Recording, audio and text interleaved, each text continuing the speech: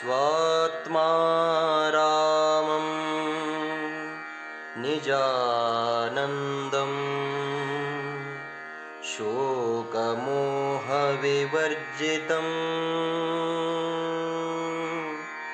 स्मरामि मनसा नित्यं वेङ्कटाचलदेशिकम्।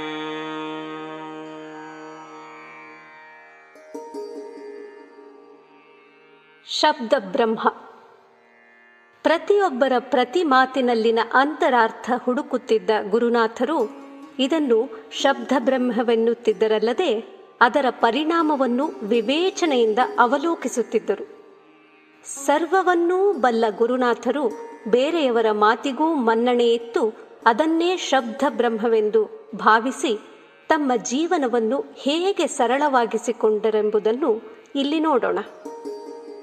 ಒಮ್ಮೆ ಗುರುನಾಥರು ಗುರುಬಂಧುವೊಬ್ಬರ ಮನೆಗೆ ಹೊಸ ಅಂಗಿಯನ್ನು ಧರಿಸಿ ಹೋದ ಸಂದರ್ಭದಲ್ಲಿ ಮನೆಯ ಕಾವಲು ಕಾಯುತ್ತಿದ್ದ ಕಾವಲುಗಾರನು ಗುರುನಾಥರಿಗೆ, ಅಪ್ಪ, ಈ ಅಂಗಿಯಲ್ಲಿ ಎಷ್ಟು ಚೆನ್ನಾಗಿ ಕಾಣ್ತೀರಪ್ಪ, ಈ ಅಂಗಿ ಎಷ್ಟು ಚೆನ್ನಾಗೈತಪ್ಪ ಎಂದು 3 ಬಾರಿ ಹೇಳಿದೊಡನೆಯೇ ಆ ಅಂಗಿಯನ್ನು ಆ ಕಾವಲುಗಾರನಿಗೆ ಇತ್ತು ತೊಡಿಸಿ ತನ್ನ ಜೀವನ ಪರ್ಯಂತ ಅಂಗಿ ಧರಿಸಲೇ ಇಲ್ಲ ಗುರುನಾಥರು. ಒಮ್ಮೆ ಗುರುನಾಥರು ಹೋಮ ನಡೆಯುತ್ತಿದ್ದ ಜಾಗದಲ್ಲಿ ತಮ್ಮ ಕಾರ್ಯಕಲಾಪಕ್ಕೆ ಪಂಚೆ ತೊಡರಾಗದಿರಲೆಂದು ಪಂಚೆಯನ್ನು ಮೇಲೆತ್ತಿ ಕಟ್ಟಿದ್ದರು. ಹೋಮ ನಡೆಸುತ್ತಿದ್ದ ಪುರೋಹಿತರು ಗುರುನಾಥರ ಬಗ್ಗೆ ಸರಿಯಾಗಿ ತಿಳಿದಿರದ ಕಾರಣ ಪಂಚೆ ಬಿಚ್ಚಿ ಸ್ವಾಮಿ ಎಂದು 2-3 ಬಾರಿ ಹೇಳಿದರಂತೆ. ಮರುಗಳಿಗೆಯೇ ಪಂಚೆಯನ್ನು ಕಿತ್ತೆಸೆದು ಗುರುನಾಥರು ದಿಗಂಬರರಾಗುವುದನ್ನು ಕಂಡು ಆ ವ್ಯಕ್ತಿ ಹೌಹಾರಿ ಒಂದು ತುಂಡು ಪಂಚೆಯನ್ನು ತಂದು ಸುತ್ತಿದರಂತೆ. ಆ ನಂತರ ಆ ವ್ಯಕ್ತಿಗೆ ಗುರುನಾಥರ ವಿರಕ್ತತೆಯ ಅರಿವಾಗಿ ಕ್ಷಮೆ ಯಾಚಿಸಿದರೂ ಜೀವನ ಪರ್ಯಂತ ಮತ್ತೆ ಪಂಚೆ ಉಡಲೇ ಇಲ್ಲ. ಬರೀ ತುಂಡು ಪಂಚೆಯಲ್ಲೇ ಉಳಿದ ಜೀವನವನ್ನು ಗುರುನಾಥರು ಸಾಗಿಸಿದರು.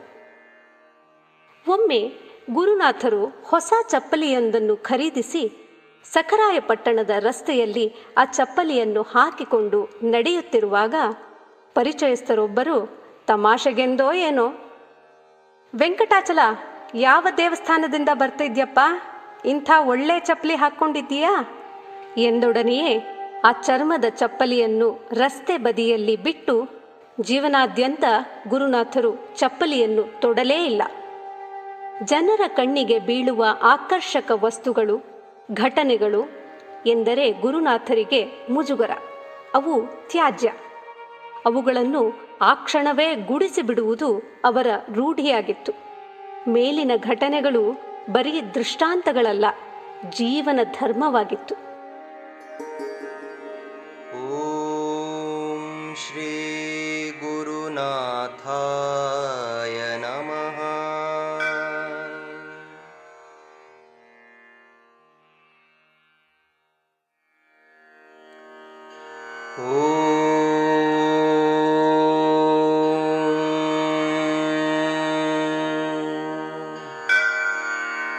स्वात्मा रामं निजानन्दं शोकमोहविवर्जितं स्मरामि मनसा नित्यं वेङ्कटाचलदेशिकम्. ಗುರುನಾಥರ ಹೃದಯ ವೈಶಾಲ್ಯತೆ. ಒಮ್ಮೆ ಗುರುನಾಥರು ತಮ್ಮ ತಂದೆಯವರ ಶ್ರಾದ್ದ ಕೆಲಸಕ್ಕೆಂದು 10 ಲೀಟರ್ ಹಾಲು ಖರೀದಿಸಿ ಮನೆಗೆ ಒಯ್ಯುತ್ತಿದ್ದಾಗ ದಾರಿಯಲ್ಲಿ ಹಸಿದ ಮಕ್ಕಳಿಗೆ ತಾಯಿ ಹೊಡೆದು ಸಮಾಧಾನ ಮಾಡುತ್ತಿದ್ದುದು ಕಂಡುಬಂತು. ಏನೆಂದು ವಿಚಾರಿಸಿದಾಗ ಆ ತಾಯಿ, 3 ದಿನದಿಂದ ಹೊಟ್ಟೆಗೆ ಏನೂ ತಿಂದಿಲ್ಲ ಸರ್ ಎಂದೊಡನೆ ಏನನ್ನೂ ಯೋಚಿಸದೆ ಅಷ್ಟೂ ಹಾಲನ್ನು ಸ್ವಲ್ಪ ದುಡ್ಡನ್ನು ಆ ತಾಯಿಯ ಕೈಗಿತ್ತು ನಡೆದರು. ಪಕ್ಕದಲ್ಲಿದ್ದ ಬಂಧುವಿನೊಡನೆ ಮುನ್ನಡೆದು ಅಕ್ಕ ತಂಗಿಯರು ಮನೆಗೆ ಬಂದಿರಬಹುದು ಎನ್ನುತ್ತಾ ಕಾಫಿಗೆಂದು ಮತ್ತೆ 2 ಲೀಟರ್ ಹಾಲು ಕೊಂಡು ಮುನ್ನಡೆಯುತ್ತಿದ್ದಾಗ ಇಬ್ಬರು ಭಿಕ್ಷುಕರು ಅಪ್ಪ ಬೆಳಗ್ಗೆಯಿಂದ ಏನೂ ತಿಂದಿಲ್ಲ ಎನ್ನಲು ಆ 2 ಲೀಟರ್ ಹಾಲನ್ನು ಕೊಟ್ಟು ಮನೆಗೆ ಬರಿಗೈಲಿ ನಡೆಯುತ್ತಿದ್ದಾಗ ಪಕ್ಕದಲ್ಲಿದ್ದ ಬಂಧು ನಾಳೆಗೇನು ಎಂದೊಡನೆ, ನಾಳೆ ಕೆಲಸ ಇದೆ ಎಂದ ಮೇಲೆ ನಡೆಸುವವನು ಒಬ್ಬನು ಇದ್ದಾನೆ ಅಲ್ಲವೇ, ಅದರ ಚಿಂತೆ ನಮಗೇಕೆ, ಅವನಿಚ್ಛಿಸಿದಂತೆಯೇ ನಡೆಯುತ್ತದೆ ಎಂದು ಹೇಳಿ ಮನೆ ತಲುಪುವ ವೇಳೆಗೆ ಗುರುಬಂಧು ಒಬ್ಬರು 5 ಲೀಟರ್ ಹಾಲು ಕೊಟ್ಟು ಹೋಗಿದ್ದುದು ತಿಳಿಯಿತು.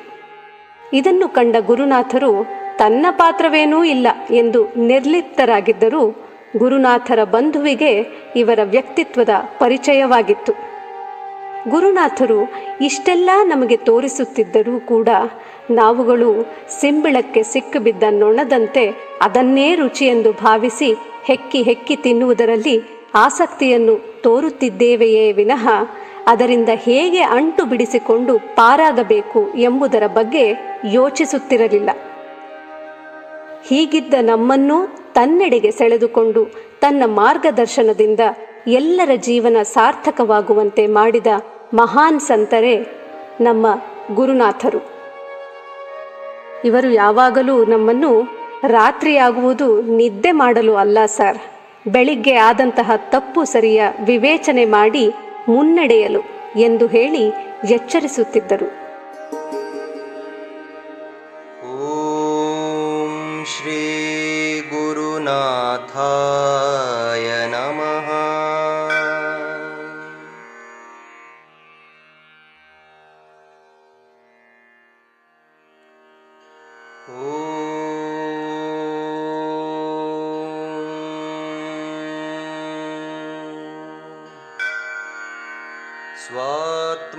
स्वात्मारामं निजानन्दं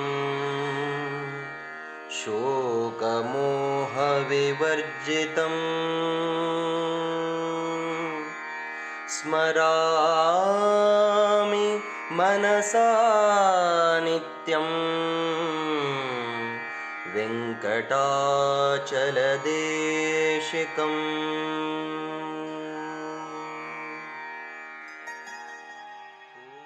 ಹರ ಗುರು ಇವರಲ್ಲಿ ಭೇದವಿಲ್ಲ. ಸದ್ಗುರುನಾಥರನ್ನು ಕಂಡ ಅನೇಕರಿಗೆ ಮಹಾದೇವ ಶಿವನ ಹಾಗೂ ಸದ್ಗುರು ದತ್ತಾತ್ರೇಯನ ಕಲ್ಪನೆ ಬರದೇ ಇರುತ್ತಿರಲಿಲ್ಲ. ಜಗದೊಡೆಯನಾದ ಶಿವನು ವಾಸಿಸುವುದು ಮಲಗುವುದು ಸ್ಮಶಾನದಲ್ಲಿ. ಜಗದ ತಂದೆಯಾದ ಇವನಿಗೆ ತನ್ನ ಸಂಸಾರ ಸುಖಕ್ಕಿಂತ ಭಕ್ತರ ಸುಖ ಸಂತೋಷವೇ ಮುಖ್ಯ. ಜಗದ ಜೀವಿಗಳಿಗೆಲ್ಲ ವಿಧ ವಿಧ ಅನ್ನ ವಸ್ತ್ರ ನೀಡುವ ಈತನು ತಾನು ಧರಿಸುವುದು ಮಾತ್ರ ಚರ್ಮಾಂಬರ, ಬಯಸುವುದು ಭಕ್ತರು ಭಕ್ತಿಯಿಂದ ಉದ್ಧರಣೆ ಕೊಡುವ ಗಂಗಾಜಲ ಹಾಗೂ 1 ದಳ ಬಿಲ್ವಪತ್ರೆ. ಭಕ್ತರು ಬಯಸುವಂತಹ ವಜ್ರಾಭರಣವಿತ್ತರೂ ತಾ ಧರಿಸುವುದು ಮಾತ್ರ ನಾಗರಹಾವನ್ನು ಹಾಗೂ ಮೈಗೆ ವಿಭೂತಿಯನ್ನು.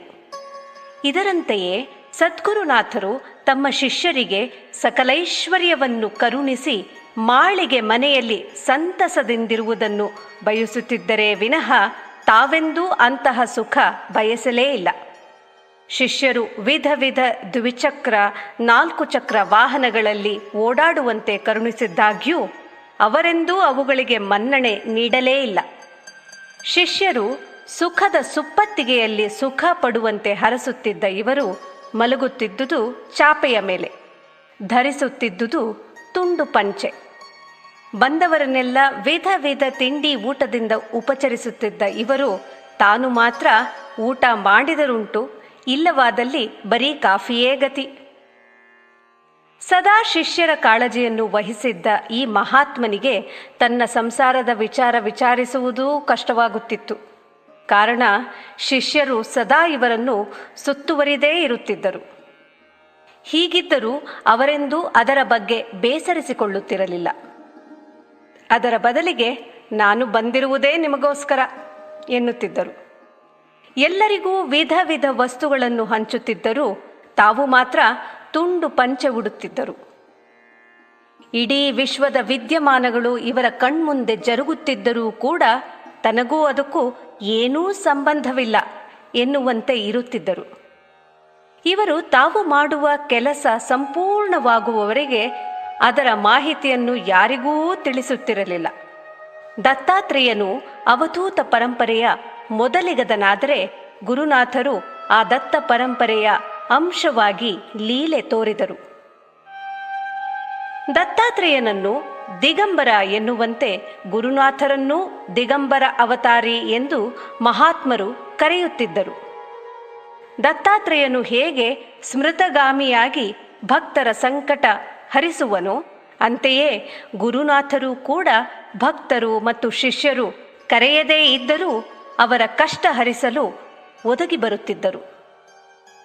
ದತ್ತಾತ್ರೇಯನು ಭಿಕ್ಷೆ ಯಾಚಿಸಿ ಶಿಷ್ಯೋದ್ಧಾರ ಮಾಡುವಂತೆ ಸದ್ಗುರುನಾಥರು ಯಾರಾದರೂ ಇವರಿಗೆ ನೀರು ಊಟ ಕೊಟ್ಟರೆ ಅವರ ಸಕಲ ಕಷ್ಟವನ್ನೂ ಸುಲಭವಾಗಿ ನಿವಾರಿಸುತ್ತಿದ್ದರು. ಕೆಲವೊಮ್ಮೆ ಗುರುಬಂಧುಗಳ ಮನೆಯ ಒಳಗೆ ಹೋಗದೆ ದಾರಿಯಲ್ಲೇ ಭಕ್ತರು ಇತ್ತುದುದನ್ನು ತಿನ್ನುತ್ತಿದ್ದರು. ಯಾರಾದರೂ ಯಾಕೆ ಹೀಗೆ ಎಂದು ಕೇಳಿದರೆ, ಒಳಗೆ ತಿಂದಲ್ಲಿ ಆತಿಥ್ಯ, ಹೊರಗೆ ತಿಂದಲ್ಲಿ ಭಿಕ್ಷೆ ಅಲ್ವೇನಯ್ಯ ಎನ್ನುತ್ತಿದ್ದರು. ಇವರಿಗೆ ಕಷ್ಟದಲ್ಲಿ ಕಿಂಚಿತ್ತು ಸಹಾಯ ಮಾಡಿದವರನ್ನು ಕೂಡ ಅವರನ್ನು ಜನ್ಮವಿಡೀ ಕಾಪಾಡುತ್ತಿದ್ದುದೇ ಇವರ ವಿಶೇಷ. ಸದ್ಗುರುನಾಥರ ಸನ್ನಿಧಿಯಲ್ಲಿ ಬಡವ ಬಲ್ಲಿದ, ಜ್ಞಾನಿ ಅಜ್ಞಾನಿ, ಹಳ್ಳಿಯವರು ಪೇಟೆಯವರು, ಸನ್ಯಾಸಿಗಳು ಸಂಸಾರಿಗಳು, ಮೇಲ್ದರ್ಜೆ ಕೆಳದರ್ಜೆ, ಬ್ರಾಹ್ಮಣ ಶೂದ್ರ ಎಂಬ ಮುಂತಾದ ಭೇದವೇ ಇರುತ್ತಿರಲಿಲ್ಲ. ಬದಲಿಗೆ ಎಲ್ಲರಿಗೂ ಒಂದೇ ಪ್ರೀತಿ, ಒಂದೇ ನ್ಯಾಯ, ಒಂದೇ ರೀತಿಯ ಶಿಕ್ಷೆ. ಅವರವರ ಕರ್ಮಕ್ಕೆ ತಕ್ಕ ಫಲವು ಆಗಲೇ ಶಿಷ್ಯರಿಗೆ ದೊರೆಯುತ್ತಿದ್ದುದೇ ಇಲ್ಲಿನ ವಿಶೇಷ. ಸದ್ಗುರುನಾಥರನ್ನು ನಂಬಿದವರು ಉದ್ಧಾರವಾದರು, ನಂಬದವರು ದುಃಖದಲ್ಲಿ ಮುಳುಗಿ ಹೋದರು. ಹಾಗೆಂದು ಹೇಳಿದರೆ ಅತಿಶಯೋಕ್ತಿಯೇನಲ್ಲ. ಒಟ್ಟಿನಲ್ಲಿ ಶಿಷ್ಯರಿಗೆ ಗುರುನಾಥರ ಸನ್ನಿಧಿ ಎಂಬುದು ನಿತ್ಯ ನೂತನ ಪಾಠ ಹೇಳುವ ಹಾಗೂ ಜ್ಞಾನ ಒದಗಿಸುವ ಜ್ಞಾನ ದೇಗುಲವಾಗಿತ್ತು.